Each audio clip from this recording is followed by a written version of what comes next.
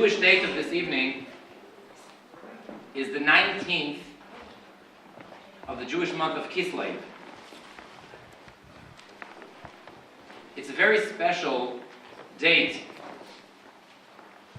not only for Lubavitch Hasidim, not only for world Jewry, but in fact, for all of mankind.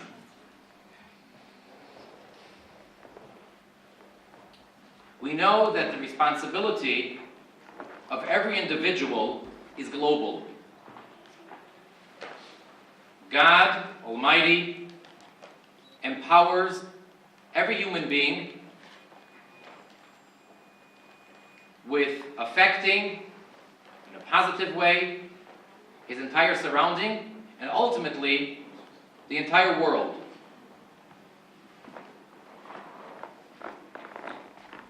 So 200 years ago, on this day,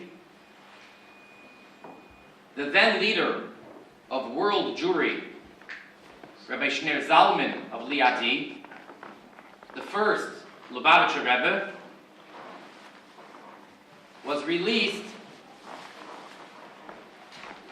from prison on false accusations. And we are taught that actually what took place was really a spiritual challenge. It was a heavenly court, and it just manifested itself and expressed itself down here in Russia at the time. And it represents the victory of right, of godliness, as opposed to a non-godly world. Tonight we're here to learn about, to discuss, to understand the 7 Noahide commandments, the universal commandments. We're fortunate to have with us tonight a number of individuals that are actually experts in the field. We have some very impressive video presentations, and certainly everybody is going to be able to gain much from this evening. But before we even begin, I just want to stress that we're not just here tonight to learn a bit, hopefully to enjoy ourselves. It's not just for entertainment. We're to walk out from this evening charged with the mission of changing the world for good, and realizing that every human being on the planet, every person, has this responsibility to make the world the perfect godly world that it was created for. We're now going to watch a video presentation which was put together a number of years ago, and it's very informative, and it's in English. So for those of you which speak other languages, whether you understand only Spanish, French, Arabic, I don't think we have any subtitles to it, so I just hope that you'll be able to do well with this so-called international language. It is the language of the country, and even where I come from, the United States, we speak something which we call English. I know that some of the English people take offense of that, but sorry. But this video presentation is in English one.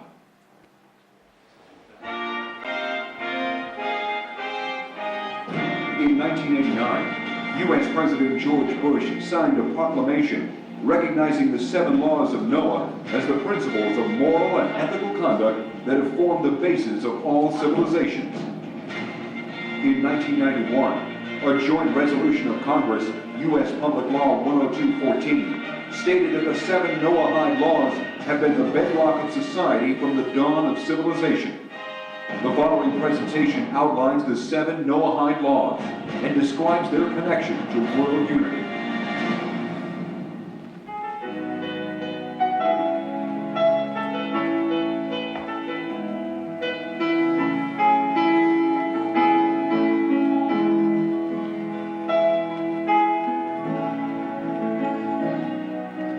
There comes a time as we watch our lives unfold, when the world feels strange, future unknown. Hello, I'm Jeff Weiser, reporting for CBC World News. Last week's unprecedented unilateral world peace agreement, which officially ended all armed conflicts around the globe, has now gone into effect. World peace, once only the dream of religious groups, is now reality. As today, the United Nations reported there were no deaths due to armed conflict anywhere in the world. Hashem chose us as His glorious design. He'll make this world a better place for you and me. Today in medical news, we're proud to report the last mystery of cancer has been uncovered by a British scientist, and the disease has been eliminated from mankind. In economic news, today the economy soars despite the 12-hour work week which went into effect last week. The once dreaded dot-com industry's upturn during the past 6 months has been the needed catalyst to bring the world economy to levels never before seen in the history of mankind. We are your world. We are your children. We are the ones who show you how to love the life you're living. This ideal state of being of world peace, everyone can contribute to this one big family. It is our dream to work for it. I think it is possible. I think we need to believe in the possibility of it. When the world reaches its point of perfection, it'll be that kind of life. There'll be no war, there'll be no hatred, there'll be no hunger, there'll be no poverty, there'll be no tears, there'll be no pain, there'll be no suffering. And everything that's going on now is just bringing the world to that ultimate stage. How do we get there? We have to refine the world. We have to transform the world. We have to make the world a better place. How do you make the world a better place? You need to have a system. The oldest and most universal divine system in place is called the Noahide laws. Noahide because they originate from Noah, who was a survivor after a flood that came as a result of a corrupt world. So in a sense, Noah becomes the man, the father of civilization, and sets into motion laws by which civilization should never destroy itself again. The rainbow is the covenant in which God states that He will not destroy mankind, and it's a covenant between Him and the world. And this shows that God is directly involved with His creatures and that He wishes them to exist. When He gave these laws to Noah, He said, "This is for you and for your sons and for the generations to come." So basically what we're living in now is basically disobeying what God wanted. So ultimately, if we do keep those 7 commandments we were given, we would actually do what God actually wanted us to do in the beginning.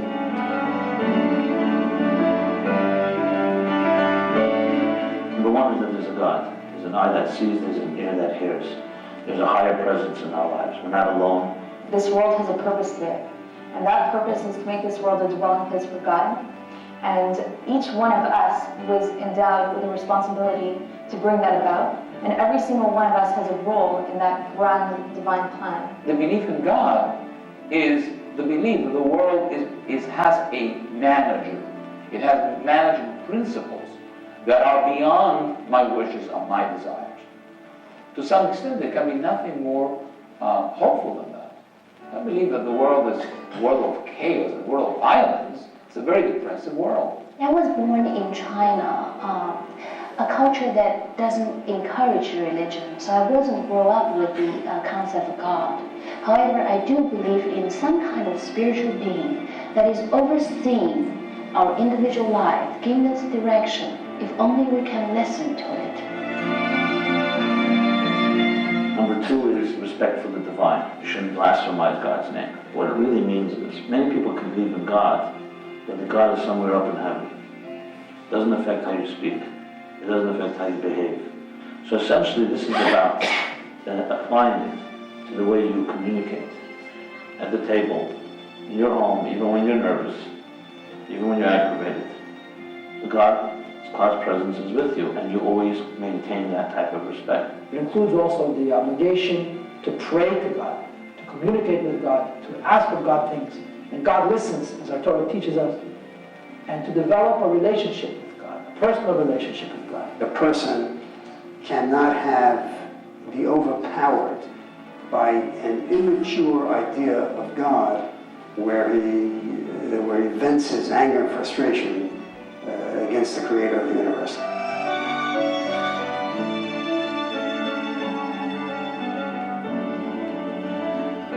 Number 3 is respect for life. Thou shalt not murder. You must respect life, absolutely. The criteria for murder is not to kill someone who doesn't want to be killed. The criteria for murder is not want to take a life. Why? Because life isn't yours. It was given to you. So you have to guard and watch and preserve. But you don't own your own life, let alone somebody else's life. Taking another life of a person whose life wants to be taken, like this whole craze of euthanasia, is biblically prohibited. It's against the Torah to murder another human being, whether or not that human being, even if the human being is willing. You don't own your own life. You're not allowed to take your own life. It's against the Torah. And I want to add one piece of controversy, but a very real controversy. According to Jewish law, within the framework of the 7 laws of Noah, abortion is a murder. Killing an unborn baby who would live, if he would be allowed to live, is murder.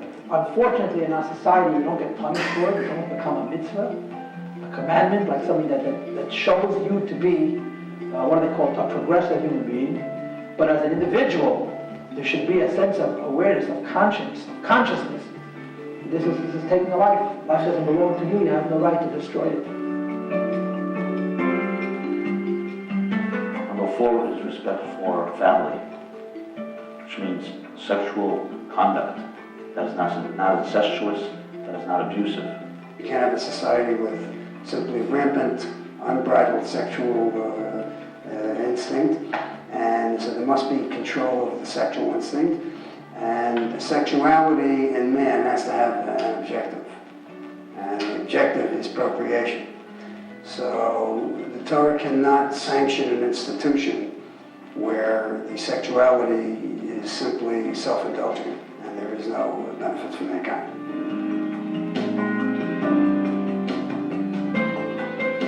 Number 5 is respect for property. Thou shalt not steal.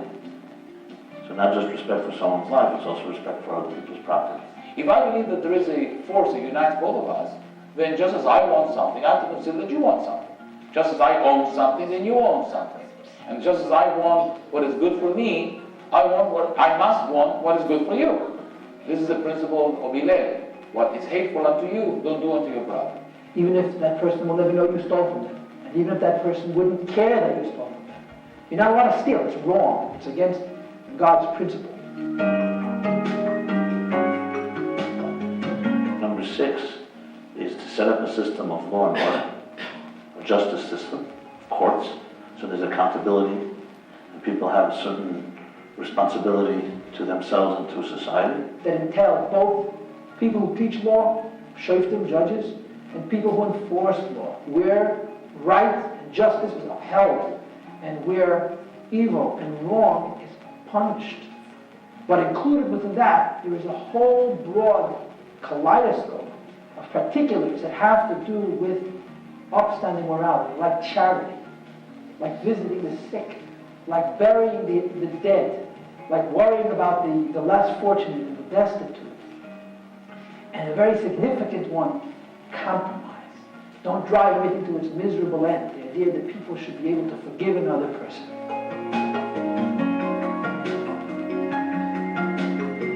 Now finally, number 7 is respect for creatures. And specifically in Hebrew is called Ever min hachai, that you shall not eat from the limb of an animal that's alive, because it tortures it. So it's respect for life. In today's world, cultism and belief in magical powers and animals are, by the way, slaughtered and attempts are made to gain their power. So it is very common, I say. You may not see it out in the street every day, but you read about it and it's there. And this type of a thing is something which has had a major influence on many, many societies. This is a very humanistic law that you as a human being have to have compassion, not only to your parents and not only to your society, but also to animals. That you have to have compassion for everyone, for all of God's creations.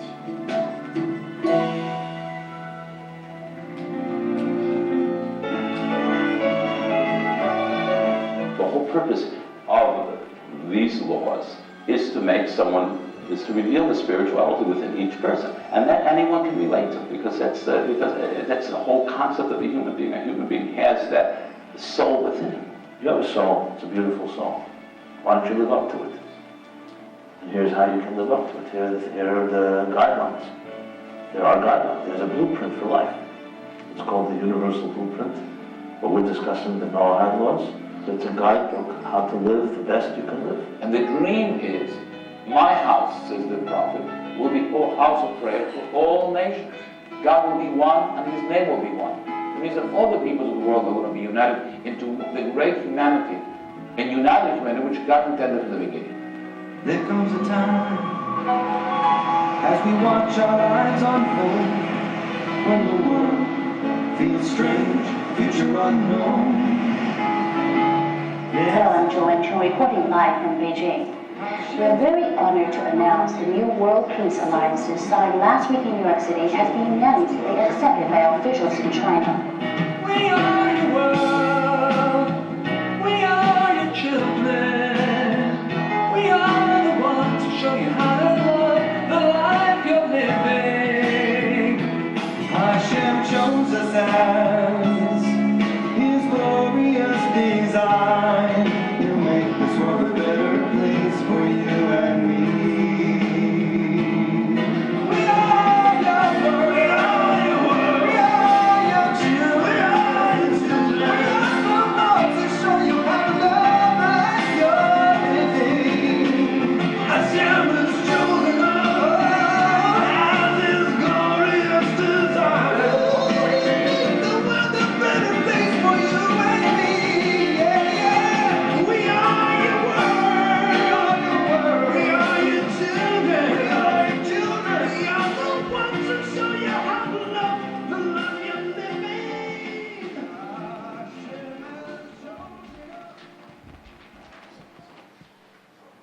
Impressive.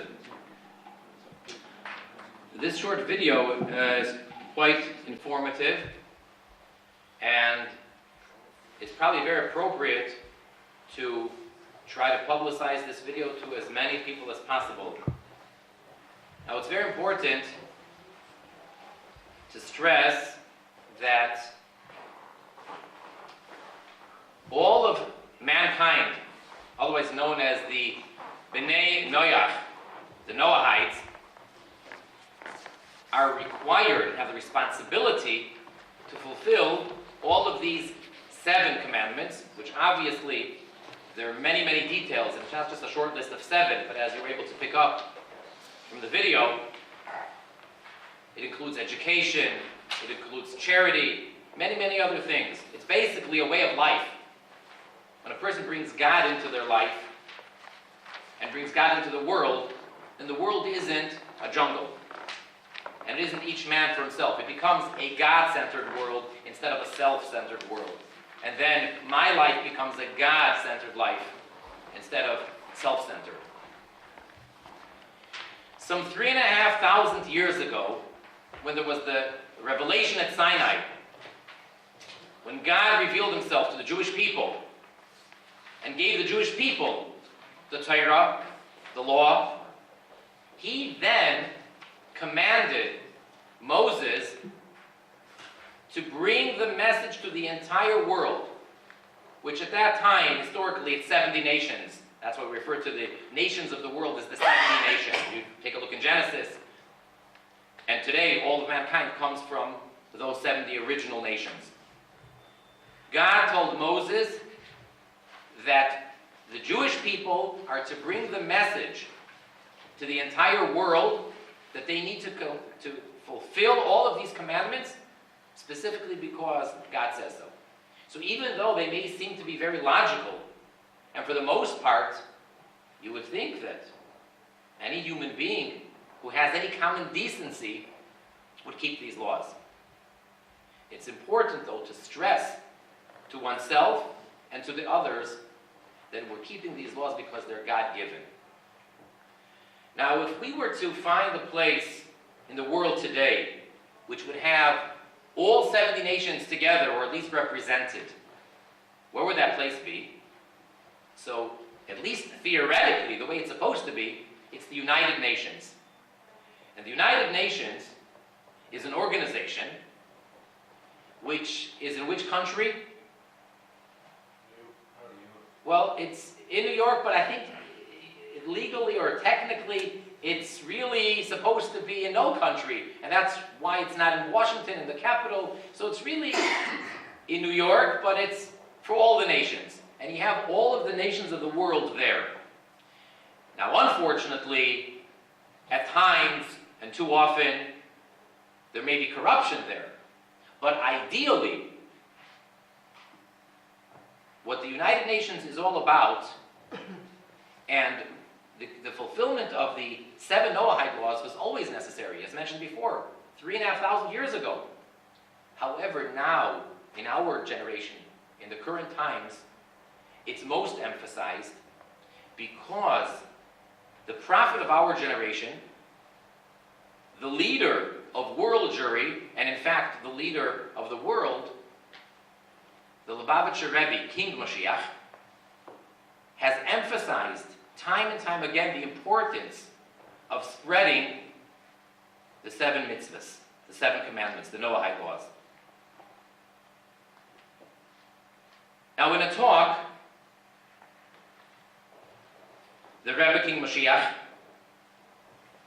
explains that the UN was established with a purpose, as we all know, for world peace. Well, that's what it's all about. And specifically the time and the location, all is connected with the Messiah himself and with his coming, which is where right now we're at the threshold of the times of the Messianic era. That's why it was established then, which is around the same time that the Rebbe, Messiah, came to the United States. So it's really supposed to be a place where the nations of the world get together and serve God. Well, we have with us here tonight an individual who works on that end of it. He's the director of the UN NGO Institute of Noahide Code. This is Rabbi Yaakov David Cohen, who came all the way from New York to be with us tonight, and he works on a regular, consistent basis in the United Nations. I don't think he has an official seat there. He's not representing any nation, but he's greater than that in a sense. He's actually representing God, Moses, the Torah, and bringing it to the nations of the world. So without any further ado, Rabbi Cohen, please.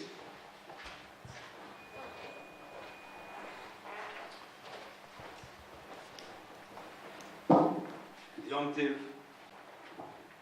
Greetings and blessings, welcome. Tonight we're going to talk about one people, one world, one good deed. And we're going to focus on one word, and more particularly one letter. The word is Echad. Echad, and the word Aleph. The question is asked, in the Gemara it says that why did God create the world with a base? Bereshis bara Elokim es hashamayim v'ha'aretz. And the letter Beis came with a question, why not with an Aleph? So Hashem said, don't worry, the letter Aleph is reserved for the Torah. The Torah is a Noichi. It begins with an Aleph. The Aleph is represented, the first letter. And what is the Aleph? Even though the Beis is bracha, is Beis for bracha, but the letter Aleph represents the oneness of God. And the oneness of God is represented when we say the Shema. When we say the Shema, we say Shema Yisrael, Hashem Elokeinu, Hashem Echad.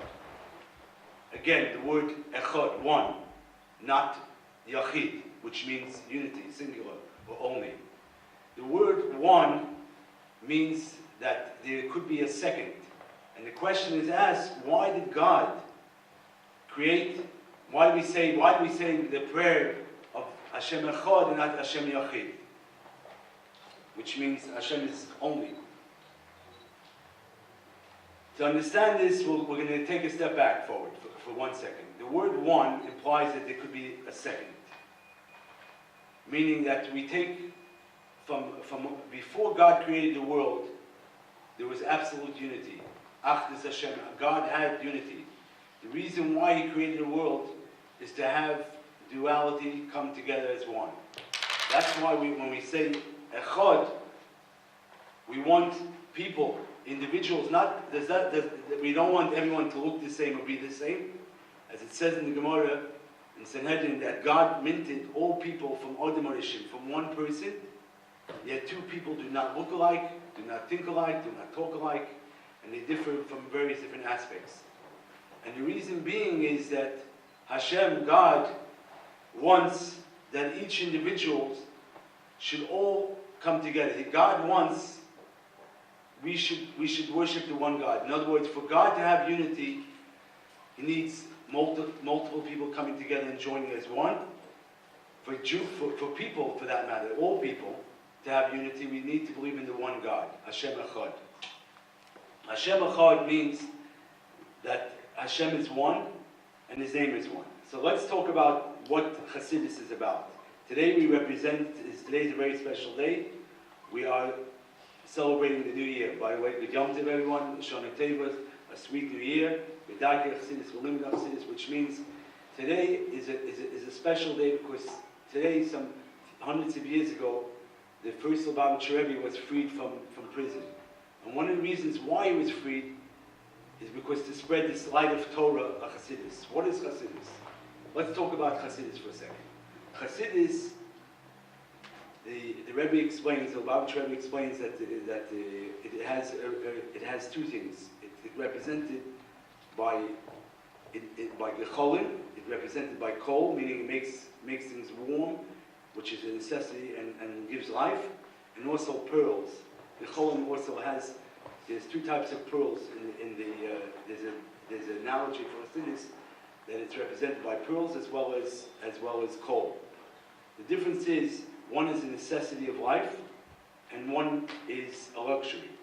The idea of pearls is a luxury, and the idea is Chassidus is on one hand it's there to revive the Jewish people and to give them the necessity of life, basic staples.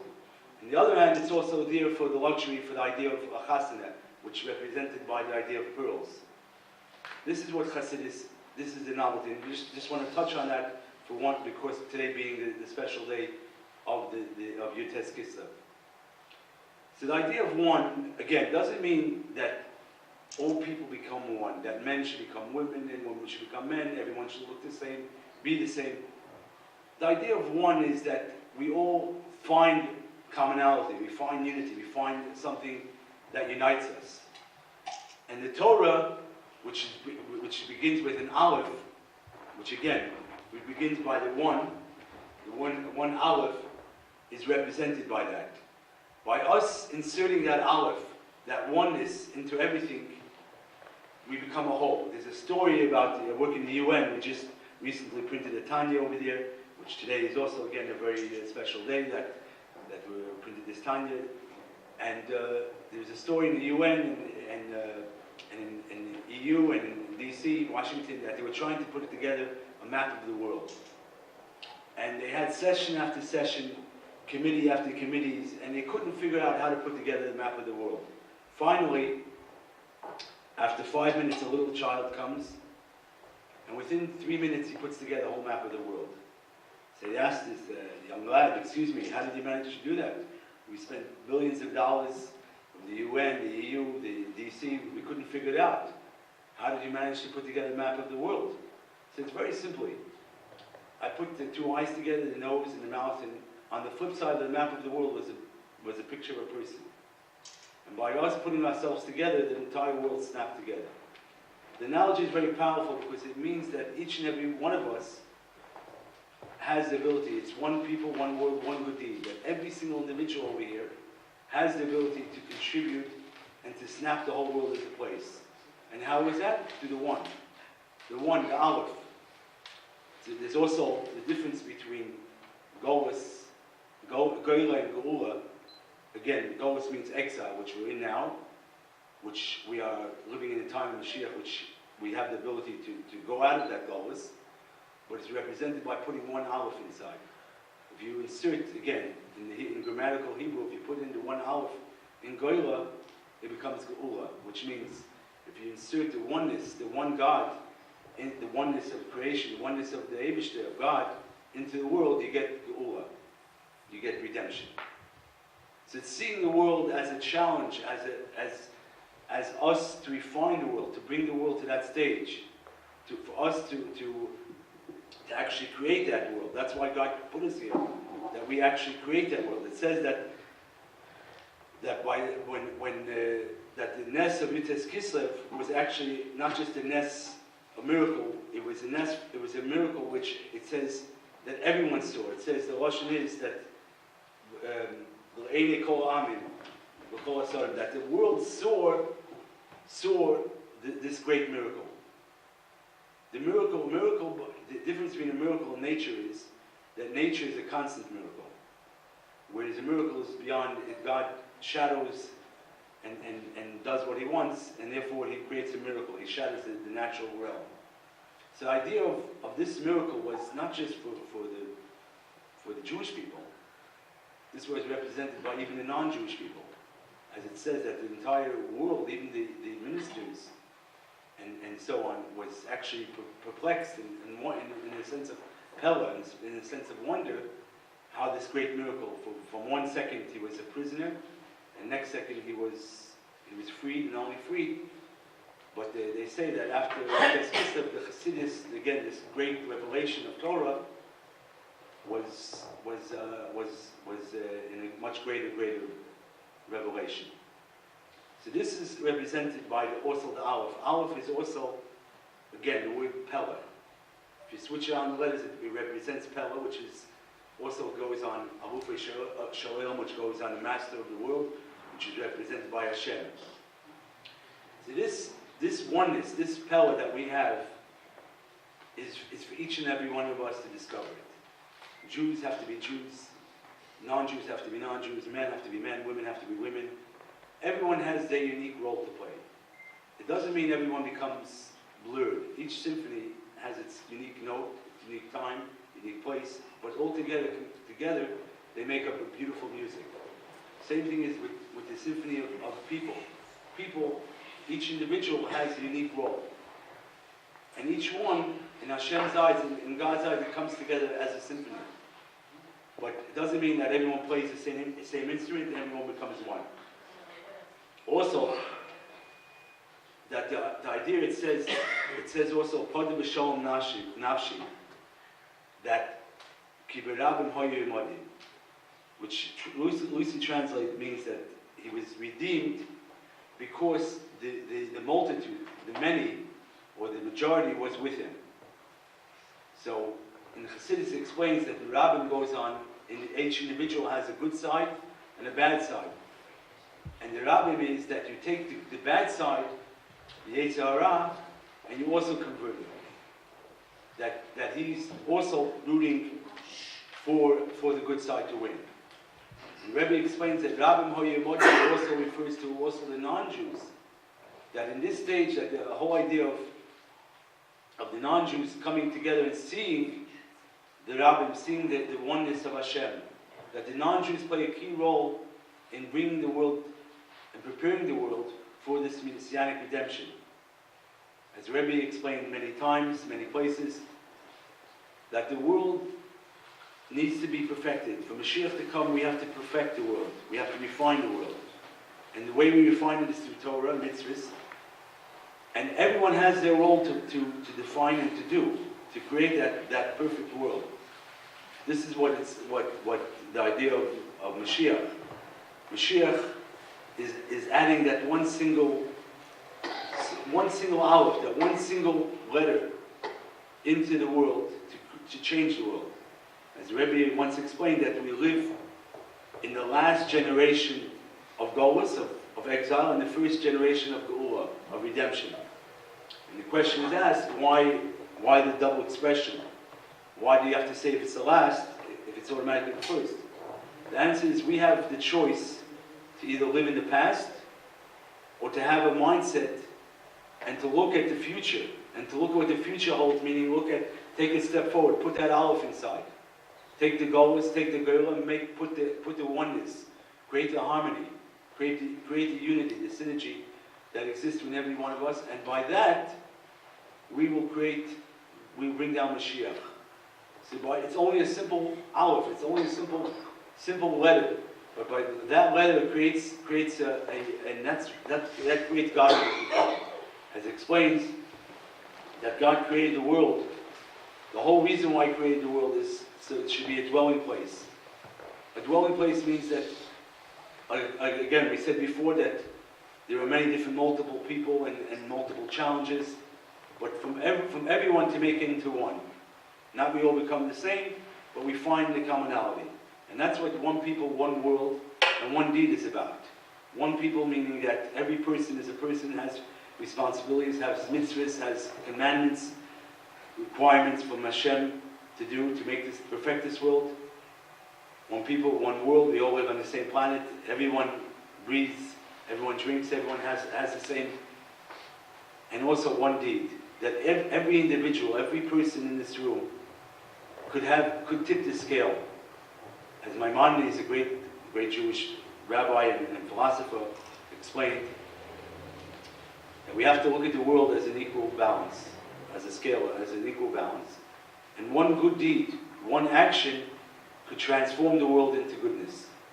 And that's what the Rebbe explained also, that it's up to us for one deed, one action, to create that oneness, and to create that unity. And the idea of unity, Yachid, again, Hashem had Yachid, He had unity. Now He has a challenge. We have the challenge to create that unity and to bring down the oneness of Hashem into everything we do. And by bringing down that oneness, we create Moshiach.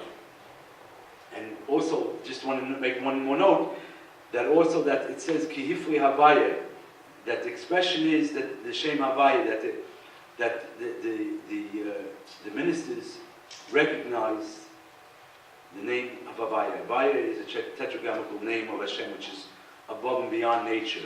It's generally referred to as something beyond the world, and even normally reserved for Jewish people which are connected to above nature. But over here it says that even the ministers recognize the name Havaya, recognize His greatness. Why? It says that Paro, he didn't recognize this. He didn't know Shmi Havaya Leidati. He didn't know a God. Whereas over here they recognize Havaya. Because maybe because of this great miracle and this great revelation that was transpired in Yutes Kislev, and the whole reason why Chassidus was given is to have a taste, a foretaste. It says before Shabbos on Friday you taste everything from Shabbos. And the idea of Chassidus, which represents today's the new year of Chassidus, is to have that taste, to enjoy, to see what's to come.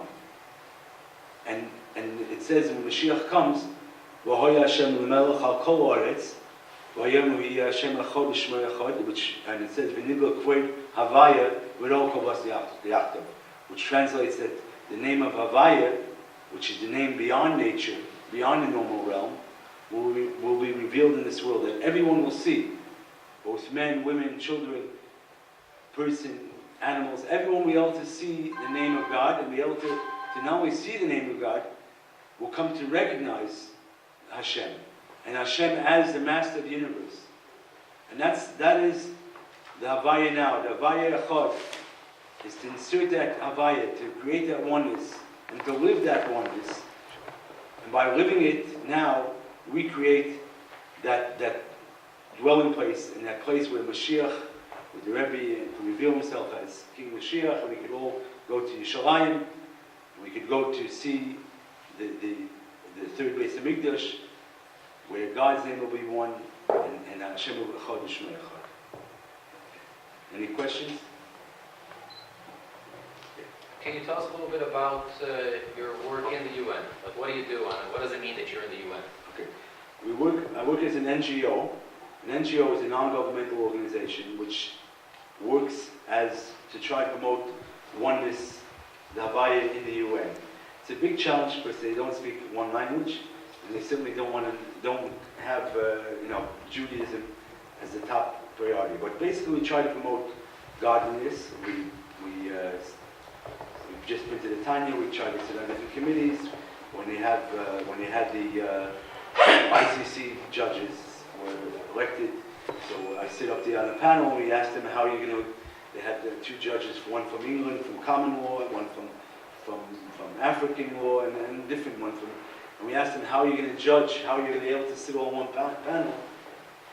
And we tried to explain to them that the idea is, again, to realize that everything, that all religions come from Judaism, are based from Judaism. And to look at what the Torah has to say for them, what the Torah is there for them, what does the Torah want from them. So we try to promote the goodness within the UN system. It's been a challenge, but we're making ways. We've, Ban Ki-moon is the Secretary General, knows who I am, and eventually we'll get him to sign the Sheva Mitzvahs, and hopefully get all the. I actually want to tell you an interesting story. Yud Beis Tammuz, not actually Gimel Tammuz, Yud Beis Tammuz this past year, we had an event in the UN. Every year we invite different ambassadors. The Egyptian ambassador came, by the way, he helped me schlep a box of toners up from the, when I was printing toners, he helped me schlep the toners, the ambassador of Egypt. He was enjoying kugel and cholent together with the Israeli ambassador. But we had a fellow by the name of Rabbi Avram Frank, who deals with the moment of silence, and I invited him to come, and the Nigerian ambassador and people from the embassy were there, from the U.S. mission, from the mission and so on. And he spoke to him about a moment of silence. They invited him to come speak, and they loved the moment of silence so much that within a month or two later, after he had him speak, they implemented it into, I think, most of the high schools in Nigeria, a moment of silence. Just like that, there was, so the amount of, and over there there's obviously a big problem between the Christians and the Muslims. They're killing each other over there, unfortunately. And the idea to promote a moment of silence, to take a step back and say, listen, you're killing me for it. It says, thou shalt not kill. Who are you killing for? I mean, take a step back for a second. So that was a very big, that was the most recent event, which recently happened. How long have you been in the UN? We've been there about 3-4 years now. 3-4 years. And, sure. From the outset, all of the unity seems a very simplistic idea, which seems to be contrary to all the laws, detailed laws. If anyone's ever opened up the Shulchan Aruch, it's got all the detailed laws which are very particular. So, like, how does one connect the Aleph, which is getting everyone together, unify everyone, and with all the details which seem to divide. Like, I'll bring it down to use a simplistic analogy. The oneness is one, like in maths, a very simple number. Yet when you get to all the breakdown of maths, you find out all the details, all the algebra, and you can do things, and that's when you know it. So it begins with one, it doesn't end with one. Meaning the Aleph, when we say we insert the Aleph, it means we start with Hashem, Aleph Yisrael, putting the oneness of God, putting the God into our lives.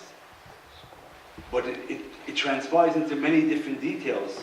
It governs many aspects of our lives. How we behave, whether it governs everything. So although they just like a Jewish person there is a set of laws for everything. How you wake up in the morning, how you go to sleep, how you eat, how you drink, everything. Same thing is by a non-Jew. It has that, doesn't have the same detail, but it has the same principle that governs every part of their life. It begins with an Aleph, with one, but it doesn't end with the one. It starts with the one. And we all have to start with the one. Gracious, bracha, and by the way, by inserting the Aleph, the Anochi, which represents Torah, we get bracha. We get blessing. In order for the world to have blessing, we have to insert the oneness of God, the Anochi. Just like when we say in Shema, we don't say Hashem Echad, we don't say Hashem Yochid, we say Hashem Echad. What does Echad mean? Echad means there are four directions. There's east, there's west. I know in London you have over here a lot of directions. You know, the north of London, we're now in west, where are we now? And then you have different seven heavens and the earth. So there's many different components, but they all come together to the one, to the Aleph. That's what we have in mind in the Shema. We say Yachid. So it's taking the multiplicity, taking the east, west, north, and south, and connecting those four directions to the one. It's not saying there's one direction, everything is east, or everything is one. It's taking the multiplicity and bringing it together to the one. It's really about Echad, taking the divisions of different people, men, women, Jews, non-Jews, all sorts of people, and finding that common thread, that commonality, the Echad. And what is the Echad? The Echad is Hashem, the Torah, which is the Aleph, represented by the Aleph. And that's why that's why the Torah was given with an Aleph. Because it's the oneness, the ultimate oneness is Hashem. We are only, each individual over here is adding to that symphony, to creating that oneness. But we all are one, in the sense that we have that ability to connect and to create that oneness of Hashem. And that's what it's about. It's about finding that commonality and looking at that oneness. And by the way, once you find that commonality, you actually find harmony within yourself. Like the story with the child, you're actually able to create a balance. People today are searching for sort of help and all these. It's really about looking in the mirror, finding not running around trying to find whether it's money, whether it's power, whether it's this, whether it's that. That doesn't create oneness.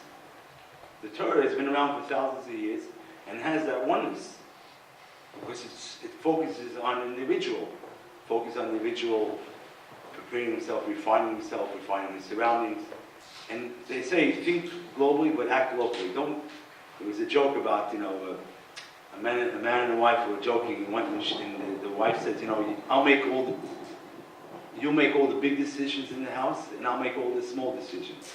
He says, what's the big decisions? The big decisions are who should be president, how much the euro should cost, all the big decisions in the world. And I'll make all the small decisions. What are the small decisions? Everything that goes on in this house. So the idea is don't try to worry about who's going to be president and who's going to be prime minister and what the sterling is going to, and all these what the sterling is going to be called, whether it's going to join the EU or not, this to that, the economy. Think globally, but more importantly, act locally. Affect your own surroundings. By affecting your own surroundings, you create. We can change the world, but we could change ourselves. That's what it's about: changing ourselves and trying to refining ourselves and finding that inner harmony and that inner echad, that oneness, that one, just that single one. And then from that one aleph, we create from Golas to Gola, just that one. So it's all about ourselves. And the other, yeah, sure. Could you tell us more about this moment of silence and what was the reason for it and who took part in it and who came it on? You said something about the Egyptian ambassador. Yeah, okay. A moment of silence was a campaign which Rebbe spoke about in many, many times, particularly in 1985. And he spoke about a moment of silence where every day the school class should begin with a moment of silence, which means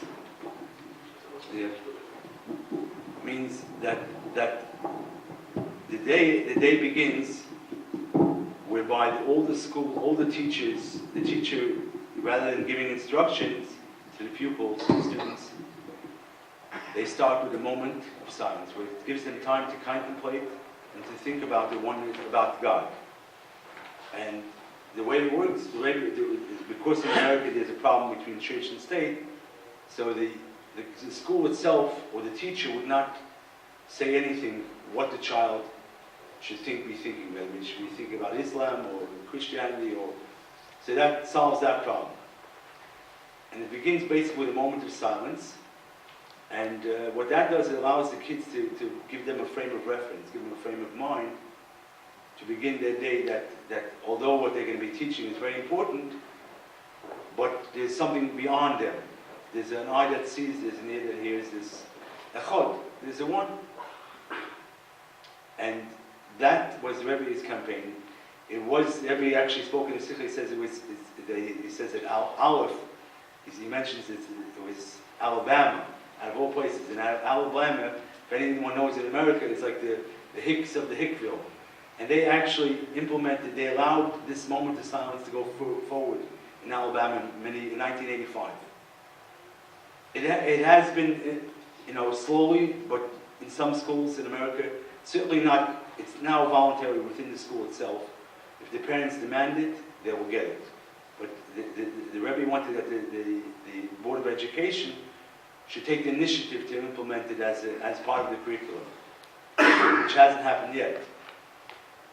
So in certain schools, there's this fellow, his name is Rabbi Avram Frank, who promotes this moment of silence. And what happened was he was in the Nigerian mission, came to this party, and they spoke about it. They spoke about how there's, again, the oneness, and then how to create harmony and so on. And they liked the idea. So they implemented it into the schools in Nigeria.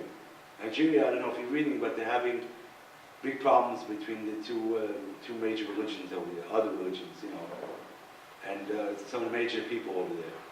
So they implemented it into the school system. Do you happen to know, do they know how many schools are taken on, or how many areas? Where, in America? Yeah. I know it's quite a few.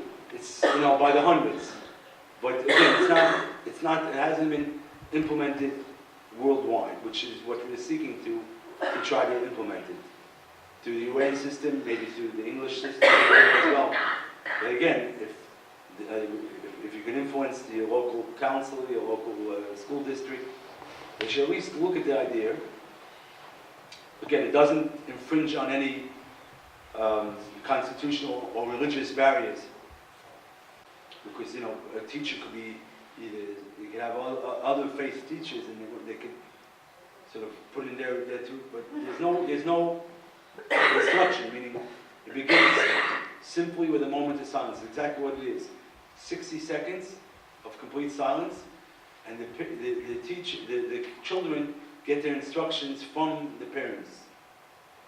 Not from the teacher. Not from the teacher, from the parents. The teacher is not allowed to give any instruction. So the child will go home to the parents and say, listen, Ma, Dad, Pa, Dad, Ma, what should I think about? And each one will tell them according to their beliefs. But the idea is that it doesn't infringe on religion, and it creates a harmony within within the school system and within the teachers in the school. Actually, he actually has letters and from teachers as well as psychologists and all this, proving that this moment of silence helps create an environment where the pupils, the school children, actually have a higher self-esteem. It actually creates wonders, and it's something which we should focus on trying to implement it again. It's something very powerful. Again, it's just promoting, particularly living in a generation where it's I, everything is I. And suddenly you stop and say, well, listen, it's not all about you. There's something above you, beyond you. And that's very important, because we're living in the me generation, I generation, where everything is self, and they want it now, and so on. And it's never ending, because so this really calms them down and gives them a greater focus to think about the greater aspect of life. Which again is the echad, the one. So it's all the schools in Alabama that do it now? I think it's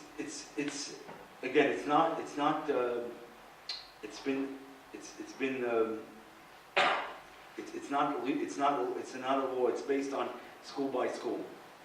So if enough parents, if we did a massive campaign and people were convinced of this, it could be implemented throughout the schools. Sadly, it was spearheaded or sort of stopped by Jewish people, we sort of said, let's, President Reagan was all for it, and it would have been implemented into a lot of schools by now. America probably look much different if it was implemented. But sadly, again, Reagan was for it, and sadly, some leftist Jewish organizations spearheaded it and stopped it from progressing the way it should have. But it is legal. They couldn't knock it down legally. They could just stop the government from funding it and so on. I know that I spoke to a head teacher in Jamaica, and one of the toughest areas which was all gang land, and it was not even safe for children to walk home, and had guards to walk them home. They transformed a school by having, it wasn't a moment of silence, but it was like a moment of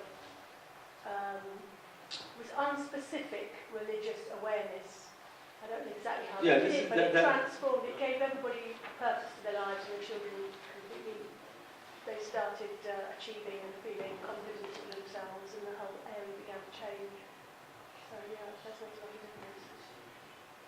So that's essentially we're trying to do. I want to try to implement the moment of silence in the UN, but that will take a little challenge. They all start for a second. They all start the day. We'll get them all to put down their mics, and that'll be a bit of a challenge. But the UN also, like we said, the idea of the UN is idealistic. It's there to try to promote peace and harmony, as it says in the walls of Isaiah. That the sword shall be into the plowshare.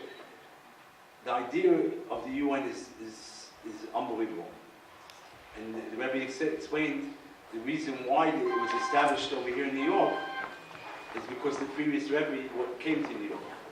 And he explained, Man Malka Rabbanim, who are the kings, who are the ultimate leaders? The rabbis. And therefore they established, there was a question whether it's established in New York or Paris. Ultimately New York won. And the reason was because the previous Rebbe was living in New York at the time. But the ideal that all nations get together, all nations sit down, instead of fighting, instead of waging wars, they talk. And they promote peace. But, unfortunately, there is corruption, there is bias against Israel and so on. But ultimately they know. When I walk down the halls of the UN, they all know Jews. Like I met the Syrian ambassador half a year ago, and I said to him, I gave him Rabbi Kali's Shev Mitzvahs in English with a picture of the Rebbe on it. He reads, he says, yeah, I like it. And he says, he likes the Jewish people, likes this rabbi. And he says, Rabbi, the oldest synagogue in the world is in Syria. I said, very nice. But I said, it says over here, one of them says, thou shalt not kill. So you're killing your own people. What's going on over there? He says, we'll try. But the idea that unfortunately there's a lot of evil still to be dealt with. But we don't have to focus on the evil. We have to focus on the good, on lighting a candle. And that's what the idea of a mitzvah is, to light a candle. We're coming up to Hanukkah. Hanukkah represents light. There's a metaphor for good and evil is light and darkness. Light represents something contagious. People are drawn to light. Darkness is a non-entity. It doesn't exist. It's the absence of light. So by us lighting a candle, adding the achod, putting the light on, lighting that one, we create that harmony, we create that light where the world will be.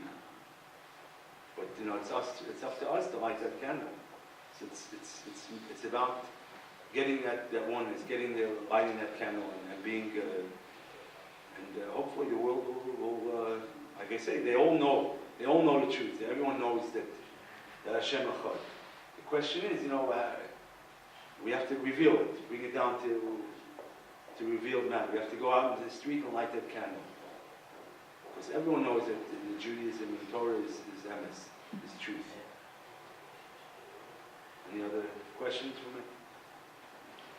Okay, the main thing is we should have the ultimate, where we see Goy Hashem Manoach HaKol.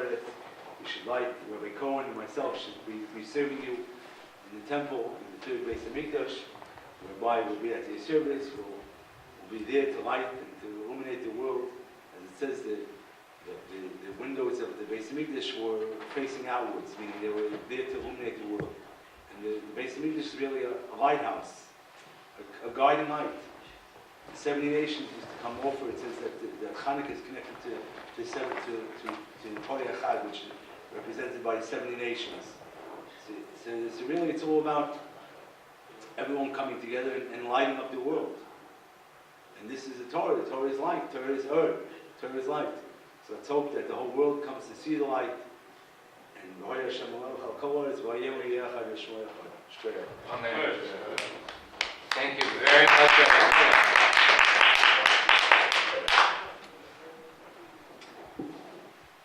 Now, we're going to see now, hopefully, another video clip. And if you think that it's possible to influence an American Noahide, an English Noahide, well, what about Arabs? We mentioned before about the Egyptian. The rabbi standing right next to me right now, let me introduce him while he's working on finding the video. We're going to hear from him soon. Rabbi Boaz Kali, who lives in the Holy Land in Israel, and he goes around, and believe it or not, there are non-Jews in Israel. And he goes from village to village, and as we're going to see now, a sheik, a Druzi sheik, is going to speak to us over here, giving over his message about the importance of these 7 Ohayot.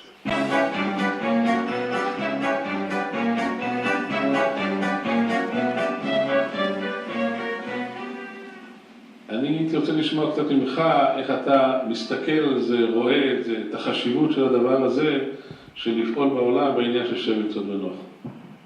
אני חושב שזאת פעילות מאוד מאוד מבורכת, מאחר והעולם בני דורנו נתפסו יותר למטריאליסטים, יותר חומריים והזניחו את הערכים. והלימוד או הנחלת הערכים של מצוות בני נוח לבני אדם הוא דבר הכרחי וחשוב ביותר כדי לתקן את החברה האנושית, כדי לקרב את בני האדם לקדוש ברוך הוא, שתהיה חברה הומנית, חברה יותר מתוקנת, יותר טובה, ועל כן תבואו על הברכה כל אלה שעובדים ופועלים למען הנחלת ערכים אלה לכל בני אדם, ללא הבדל דת, מין וגזע. אם זה יותר מ-15 שנה פועל בכיוון הזה, ומופיע בבתי הספר הדרוזיים וגם האחרים, ויש לנו, חיברנו פרוגרמה שילביא את הנוער בני ה-16 ו-17 לקבר יתרו עליו השלום, ושם אנחנו מנסים להנחיל להם בעיקר את הערכים האלה, כי על פי האמונה שלנו, אנחנו כדרוזים מאוד מאמינים במצוות בני נוח, בזה שצריך להיות נחלת רבים, כמו שאמרתי, ללא הבדל דת. ולכן על הנוער היום ללמוד את הדברים, כי זה בסופו של דבר זה לא טובתו, בסופו של דבר לטובת האדם עצמו. כי אנחנו יודעים שבן אדם התחשבנו איתו יום מן הימים באחרית הימים על ידי הקדוש ברוך הוא, אבל יתרה מזו עוד לפני אחרית הימים, על מנת שתהיה חברה אנושית שהיא יותר בריאה, יותר טובה, יותר שלמה, יותר מתאימה לבני אדם, חייבים אנחנו ליישם את מצוות בני נוח הלכה למעשה. הלכה למעשה זה יביא לשקט, מה שנקרא שקט פנימי, יביא לשלום פנימי.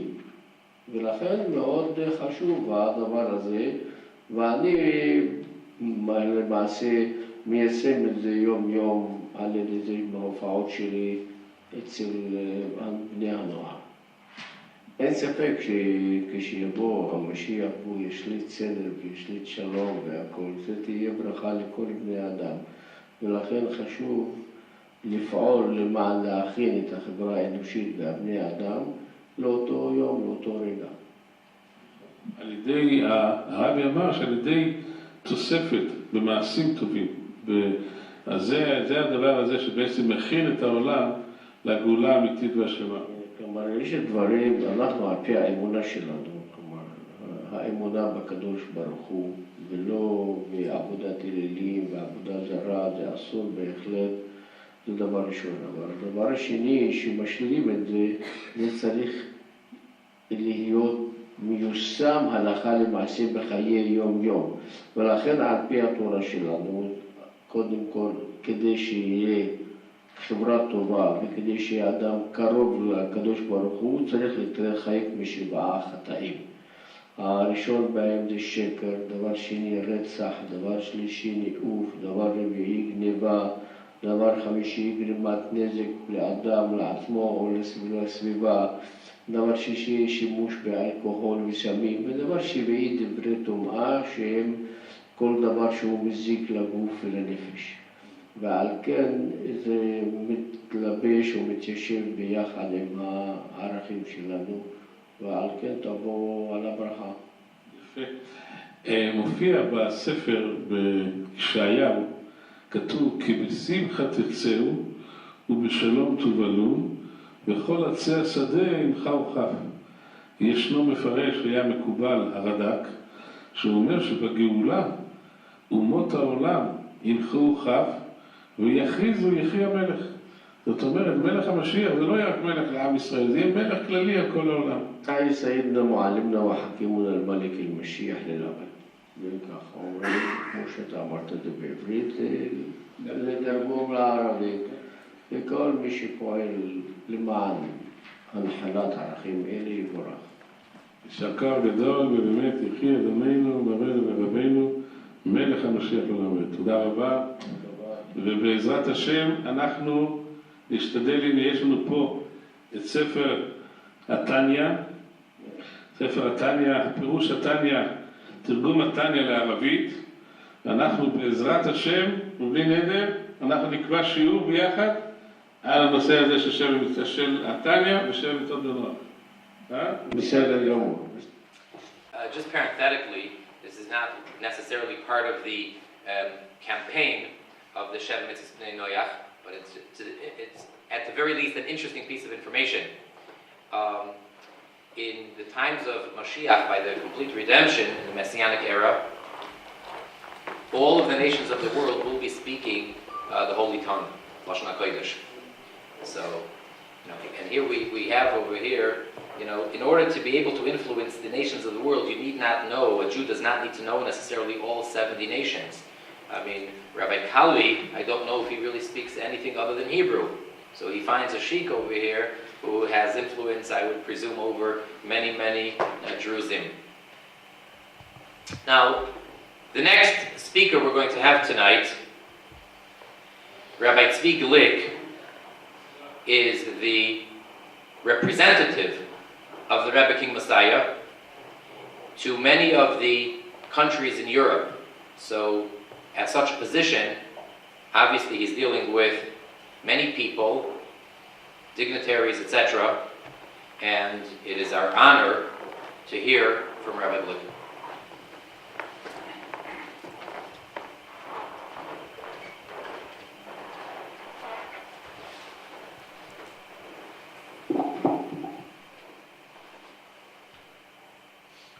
John, it's always a pleasure to be here.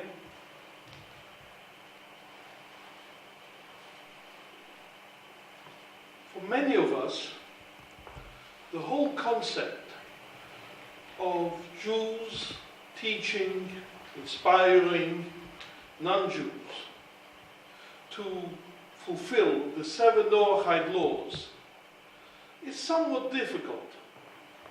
We feel that this is a very interesting concept, sounds great in the abstract, but practically, what can be done? Is this real?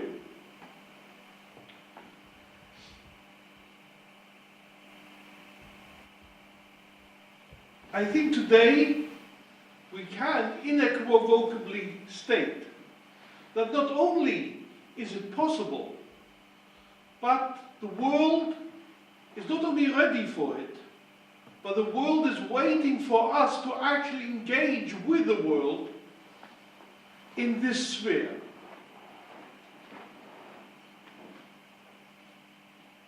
Two weeks ago today, I was in Northern Ireland. In the interim, I've been to the Czech Republic, to Switzerland, to France, to Germany. 2 weeks ago, I was in Northern Ireland. What was I doing in Northern Ireland? I went to visit the home country of dear Reb Chaim Yitzchak Cohen. Rabbi Cohen is from Northern Ireland. I was invited to join the delegation to Northern Ireland to see what we can share with the people of Northern Ireland with regards to peace and reconciliation. Because sadly, despite the agreement in 1998 between the two communities, there's been since then a greater division between the communities, till there are more walls today between the two communities than there were in 1998. I was taken for a tour of the walls between the communities, walls 20 feet high, separating two communities. It makes the wall in the Middle East look like a garden fence.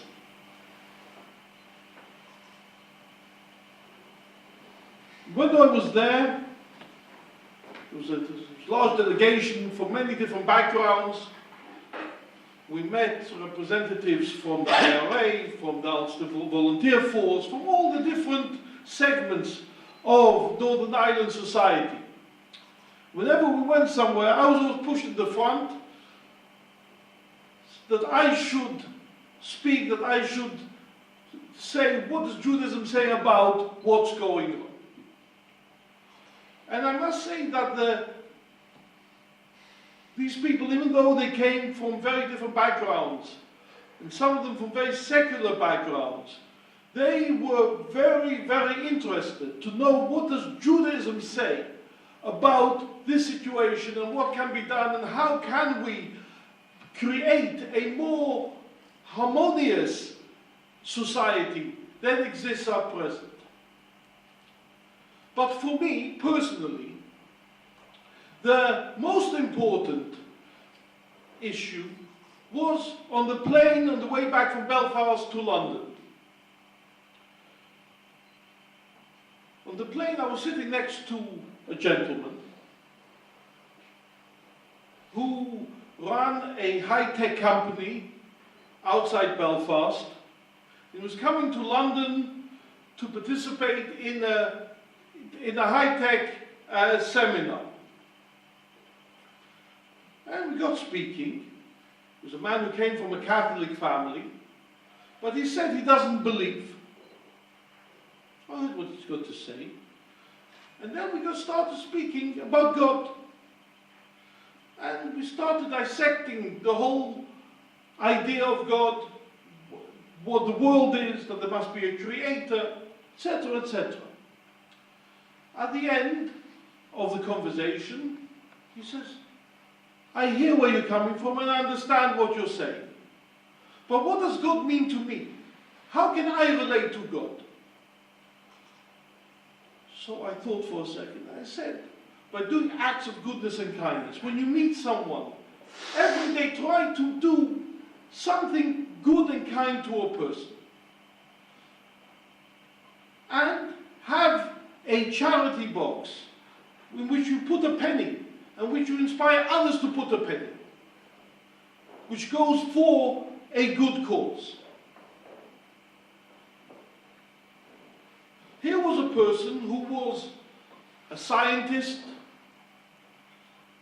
from a milieu where he'd never met a Jew before, person who was a very secular person, but he was thirsty for something real in his life.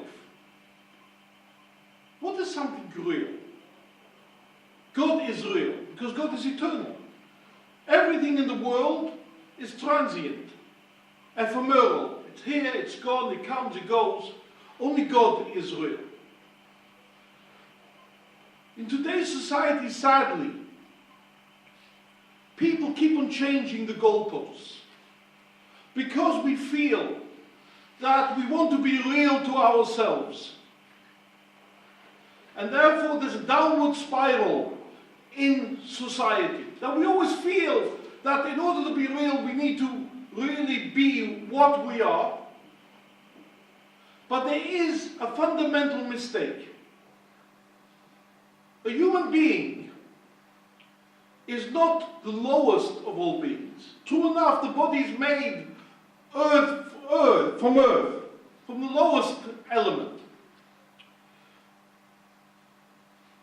But the focus should be on the soul, which is verily a part of God. And therefore, even though we might have faults, we might not be perfect, and we might be far from perfect, but in no way does that change the fact that man stands on 2 feet because we look up. Because at the end of the day, even though our feet might be on the ground, but our souls have the ability to soar above, because they are verily part of the above. And therefore, that the one direction in which we should aim and focus and try to lift ourselves, even if we lift ourselves up a millimeter, that is a tremendous achievement.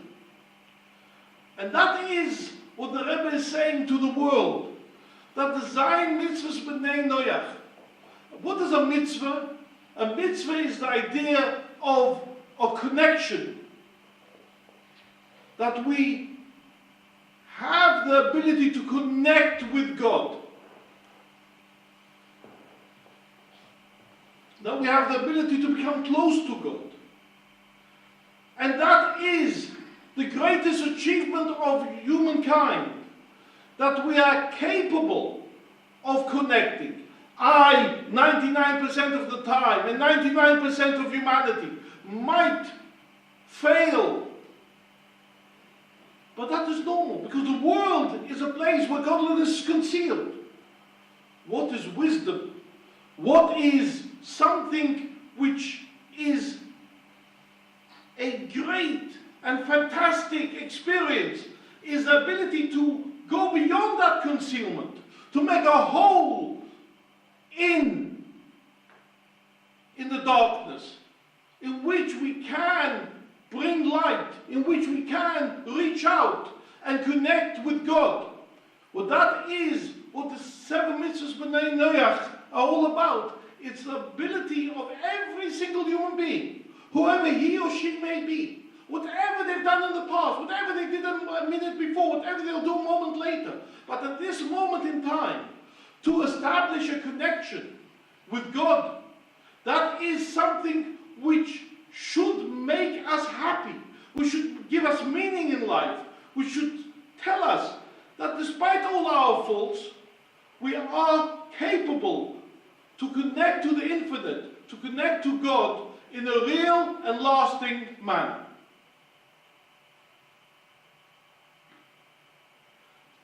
The Rebbe spoke about Zayin mitzvahs b'nei Noach, about the 7 Noachide laws, on Shavuos, on the day when we Jews celebrate the giving of the Torah. That was the main talk that the Rebbe gave, explaining the whole concept of a Jew's obligation to teach the world, to inspire the world about the 7 Noachide laws. Today is Yutes Kislev, the 19th day of Kislev, the Matan Torah of Pnimius HaTorah. And like the Rebbe spoke in 1980, Tovshin Mem Aleph, that when the Alter Rebbe came out of prison, he wrote a letter to his Hasidim. And he said that Yutes Kislev is a day when Higdil Behivli Hashem Lasis Ba'oretz, that Hashem did great wonders in the world, that the whole world saw these wonders, Le'enei ha'amim v'hasorim, that the people and the aristocrats, the ministers, saw this wonder. In other words, that when do we know that Judaism is real, that Chassidus has taught us something? It's not when we sit in our synagogues on holy days, on special days, but when the outside world is affected, is changed, is inspired, is moved by the experience, that our experience bursts out, that the wine spills out, that the inspiration spills out, that the truth spills out, that the other also feels the truth and is inspired by it and is touched by it and bursts out into a beautiful flame through this. That is the sign that we've really achieved it. The Alter Rebbe was 53 days in prison. And he said the 53 days that he was in prison was the highest spiritual experience that he had. That the Baal Shem Tov and the Maggid of Mezrich came to visit him and taught him Chassidus in the prison. And they came clothed in the body. Till the Rebbe Rashab asked the Friedrich Rebbe, the previous Rebbe, was there room for 3 people in the cell? So you can imagine when the tzaddik comes in the body, that's even greater than when the tzaddik comes just with his soul. And here the Baal Shem Tov and the Maggid of Mezrich came. But when the Alter Rebbe came out, what did he say? He said, what's the acid test? It's when when the non-Jews are also inspired and see the greatness of God. And not just see the greatness of God, but are moved by it, are changed by it. That is the sign that the Alter Rebbe's teachings have really hit the point, have really hit the spot, and have really brought about the movement that God wants them to achieve. On this day of Yudis Kislev, let us hope that we will be inspired by these teachings and also help others be inspired as well. And that should lead to a chain reaction, that the world should actually be changed.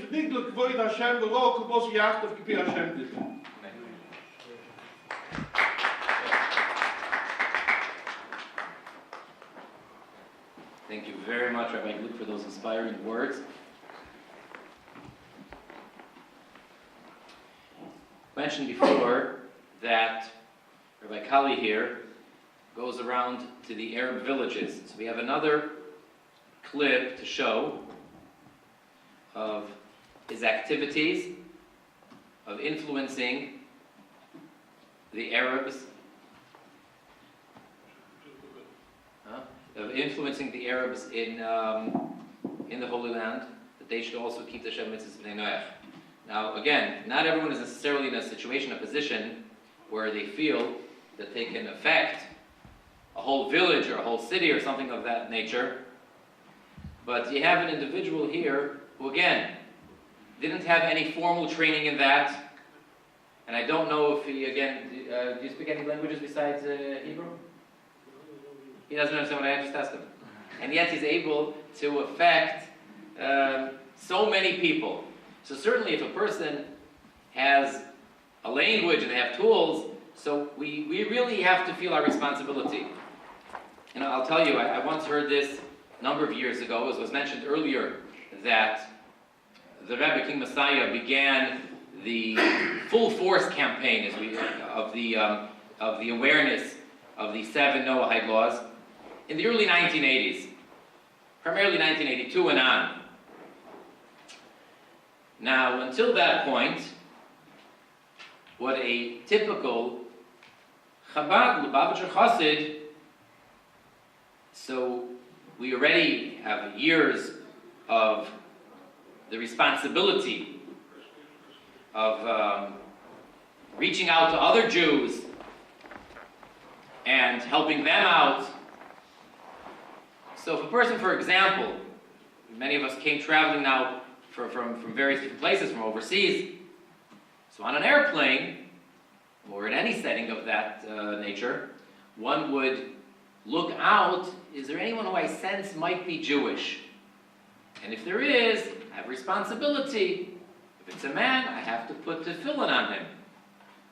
If it's a woman, I have to speak to her about lighting Shabbos candles. And so on and so forth. Well, now, just naturally, the feeling of the responsibility of being emissaries, which we all are, of the Rebbe King Messiah, is I come on the airplane, and what do I need to look around for? Aside for, is there anyone who looks Jewish? Is there anyone who looks like they're a Noahide? Well, there were many Noahides on the plane, all human beings. So if there were other people on the plane, so we have a responsibility. So now... שצבעו על דלתותיו.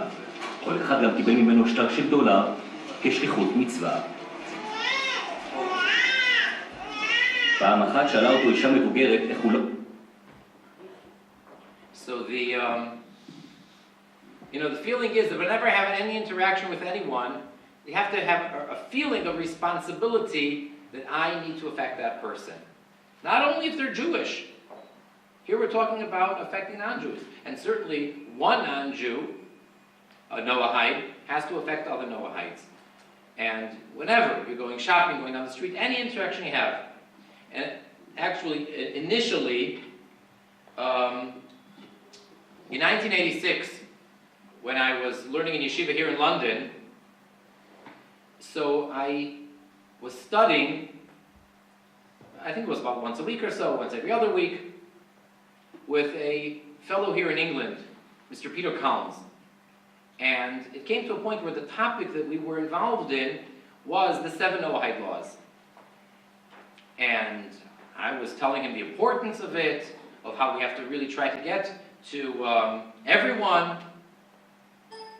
And he wanted to understand what exactly does the Rebbe King Messiah want everybody to do. And so we began, and I really learned a lot by that experience. We looked into the various different talks of the Rebbe, the unedited ones as well.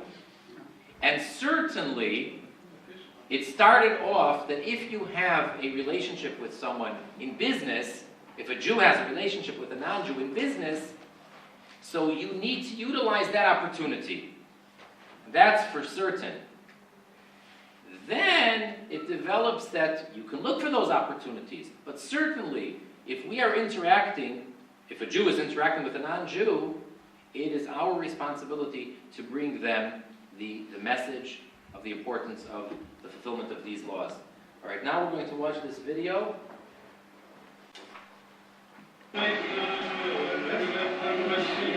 חוש מחויבות לא רק ליהודים, אלא לתיקון העולם בכלל. הוא קרא להנחיל לאנושות כולה, גם ללא יהודים, את הערכים האוניברסליים שבאים לידי ביטוי בשבע מצוות בני נוח.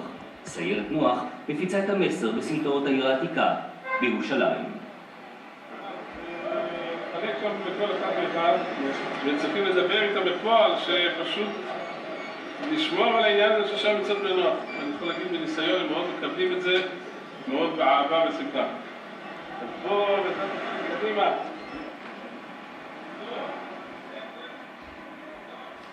عدم سفك الدماء مظبوط، عدم الزنا مظبوط، مظبوط، عدم أكل الجزء من مقطوع أي مظبوط، إقامة جهاز قضاء مظبوط. الملك המשיח, الملك המשיח, מظבוط. שבע מצוות בני נוח. אי אפשר לומר שערביי ירושלים התלהבו יתר על המידה מהופעתם של החב"דניקים, אבל המסר מעורר בכל זאת עניין. המשיח עושה עוד צעד. הוא הולך להיות המשיח, הולך להיות מלך על כל העולם, לא רק לאחד יהודים. הולך להיות מלך... והוא רוצה שיקיימו את השבע מצוות.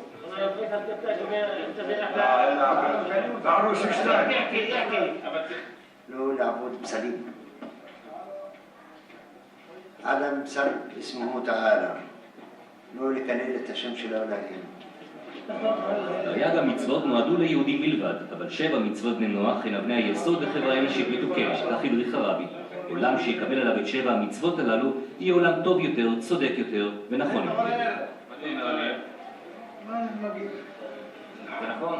נכון, לא נכון, חייבים להיות בסדר. להסתכל על זה, אם זה בסדר, בסדר, לא, לא. אתה תקיים את 7 המצוות בנוח. מה? תקיים את זה? ראיתי, נוח. אתה עושה משהו בטוח כאן? אני ערבי. נו בסדר, זה לכולם. אנחנו מאמינים בקוראן שלנו, ברוך השם. כל אחד יכול להביא מה שהוא צריך. אבל רוצים שלום, לא רוצים בעיות. אלוהים גדול.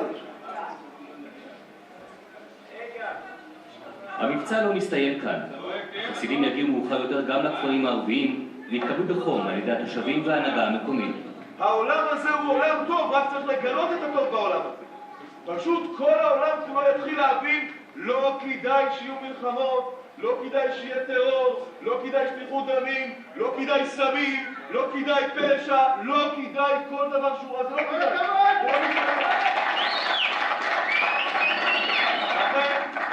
החסידים לא מבזבזים זמן.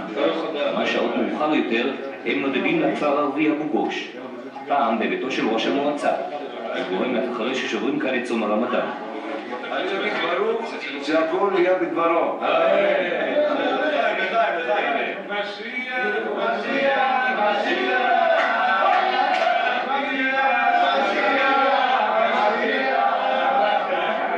ראש המועצה סלים ג'אבר הוא הראשון שחותם על הצהרה שקוראת בכל בני נוח לקיים את 7 המצוות. זה כבוד גדול לי ש7 המצוות הן מונחות ואני תולה אותן בסלון שלי. אני מתפלל לאללה, לאלוקים, שבאמת יביא עלינו שלום, עלינו ועל כל העולם, על יהודים, מוסלמים, נוצרים, כולנו בני אדם, כולנו בני אנושות, ואנחנו רוצים באמת שכולנו נחיה בשלום וברכים וברוך הבא לכולם. היה פה לפני הרבה שנים באוטובוסים היה כתוב, אני אהיה בסדר, תהיה אתה בסדר, כולם יהיו בסדר, הכל יהיה בסדר, נכון? חסידי הרבי מלובביץ' מרוצים, המבצע נוחל הצלחה. סיירת נוח עוברת ליעד הבא. All right, now we're going to ask Rabbi Kali, who this is amazing. I mean, one would think that this was a imitation or it's real. We're going to ask him to share with us a story, and he's going to speak in the language that he speaks to many of the Bnei Noach, many of the Arabs, which is in Hebrew, and then I'll try to translate.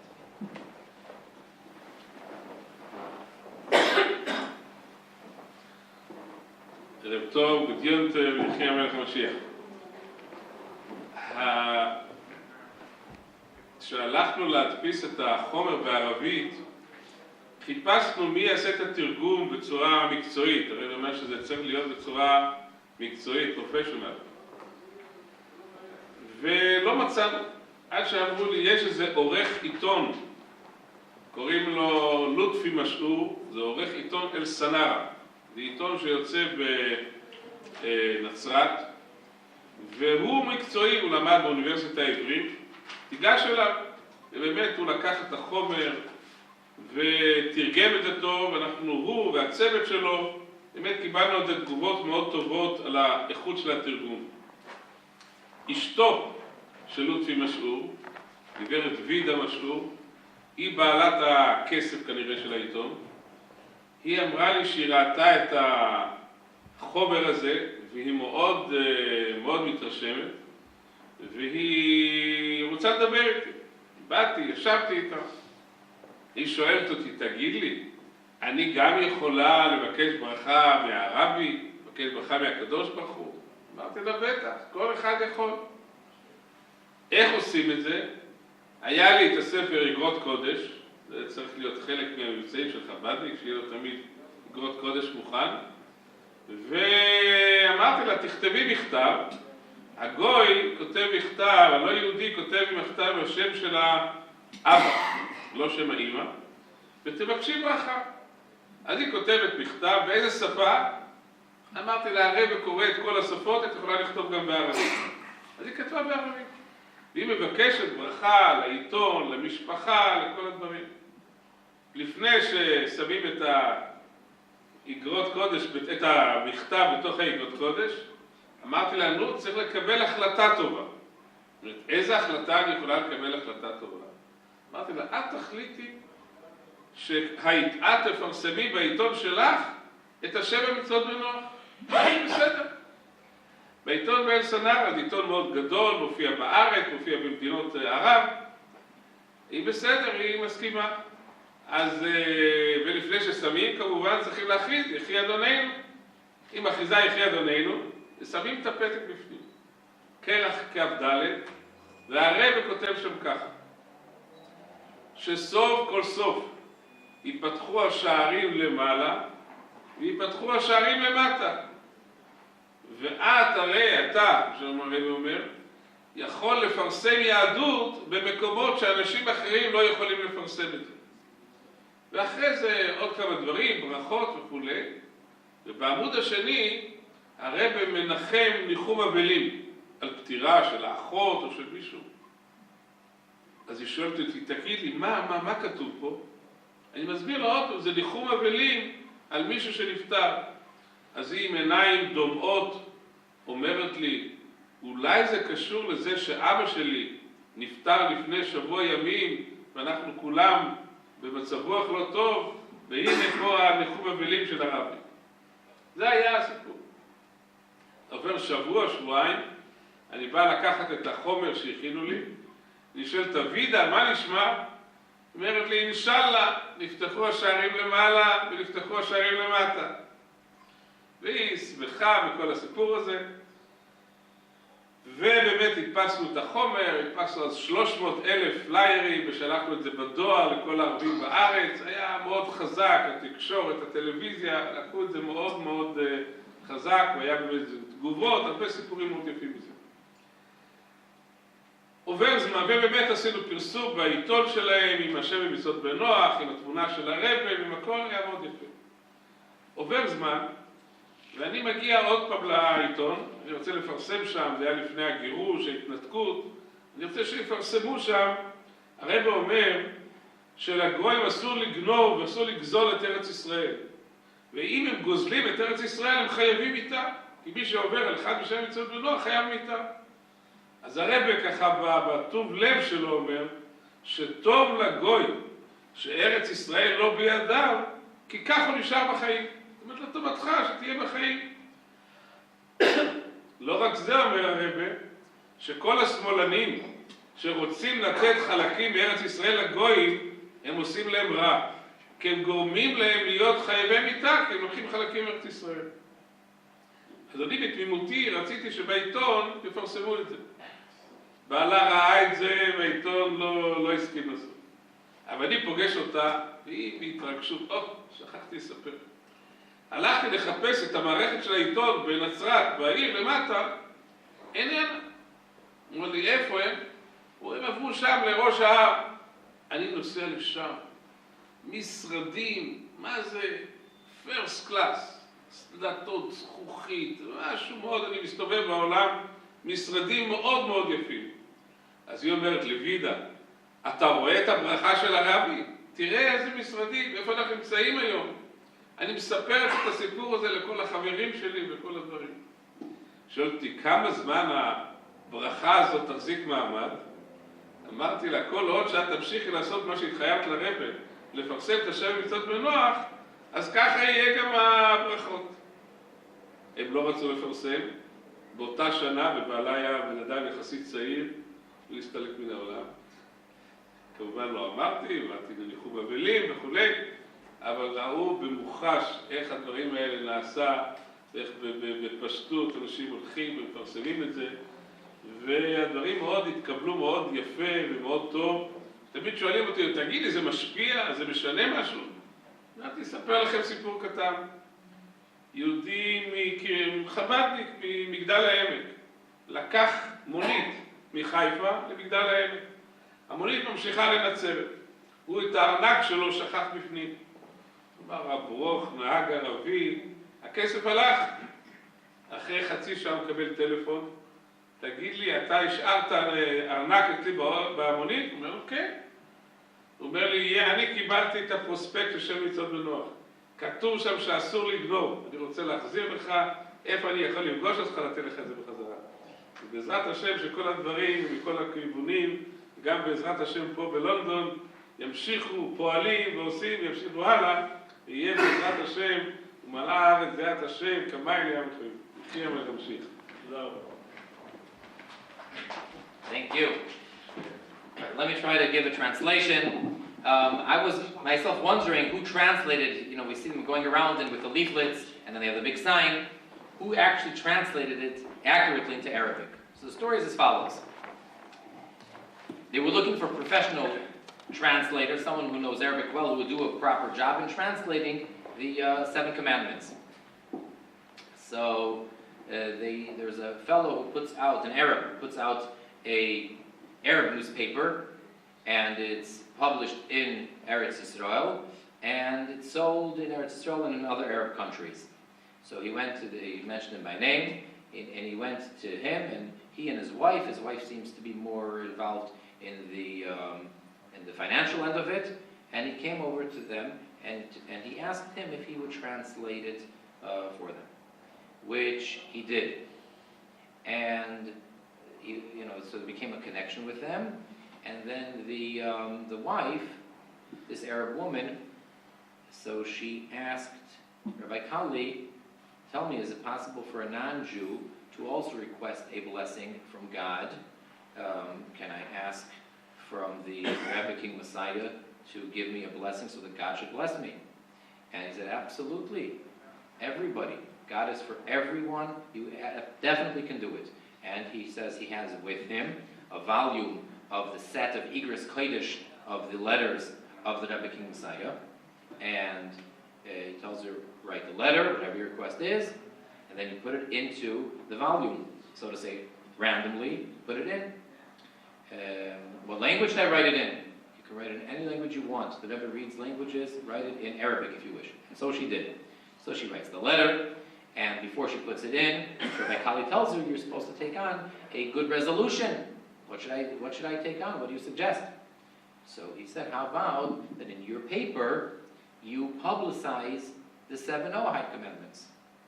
So she agreed, and she made a proclamation of Yechiat Dinenu. This Arab woman said it, put it into the volume of Igros Kodesh, and the letter, 2 sides to the 2 pages.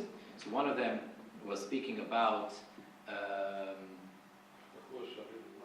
that ultimately the gates above are going to open up, and the gates below will open up, and there will be an abundance. That's basically the gist of it.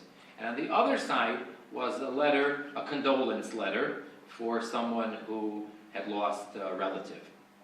And she asks him to please repeat what it says there again, please explain it. So he explained to her that this is a letter that was to someone who had lost a relative. So with tears in her eyes, she says, could it be that the Rebbe is giving me comfort and a condolence for the loss of her father, who just died a week beforehand, and they're all in an understandably upset mood. All right, so after that, she decided to go ahead, and they put the Sheva Mitzvahs Bnei Noach.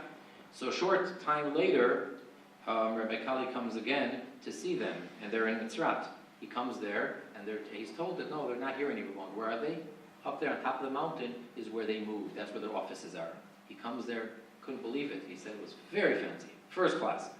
And she says, you see this? The gates opened up above and below. Somehow they just prospered very quickly after that. And she asked him, how long is this going to last? This Arab woman made the connection, and she accredited the blessing from the Rebbe. How long is it going to last? He says, as long as you keep your resolution and you continue to publicize the 7 Noahide commandments in your paper. Well, apparently it must have been her husband who was not really so excited about doing that, and they stopped. They did not continue to publicize the 7 Noahide commandments, and the husband, the original one who translated, who was not an older person, he was relatively young, died. And when Rabbi Kali came to pay a condolence call, he obviously didn't explain the obvious, but he told them also that they should put in the paper that it's forbidden for the non-Jews to steal the land of Israel from the Jewish people, because if they do so it's transgressing one of the 7 Noahide commandments, which is to be punished, capital punishment. So the husband did not want to put that in the paper, and shortly thereafter, after his refusal to put in that the land of Israel belongs to the Jewish people, and if a non-Jew steals it, so then they're transgressing, and they're to be put to death by law. After that, he just died. And to conclude, so Rabbi Kali mentioned a story just to show, because sometimes people ask, you're running around and you're doing all these things, but do you ever see any actual positive effect or an outcome? Just I'll tell you a story. It's a true story. That's what he says. That there was a Lubavitcher Chassid who took a cab. What do they call it here in England? Taxi? Cab? A taxi. He took a taxi from one city to the other, and there was an Arab driver, and he forgot his wallet in the car. He got out, and he realized a little while later that he had forgot his wallet. Finished. Forget about it. An Arab taxi driver. Okay, so he lost the money. He gets a call, and it's the taxi driver. And he says, tell me, is your name such and such? Yes. Did you leave your wallet in my car? Yes. He says, well, I would like to return it to you, because I received a card about the 7 Noahide commandments, and one of them says not to steal, and therefore I'm not going to steal. Huh?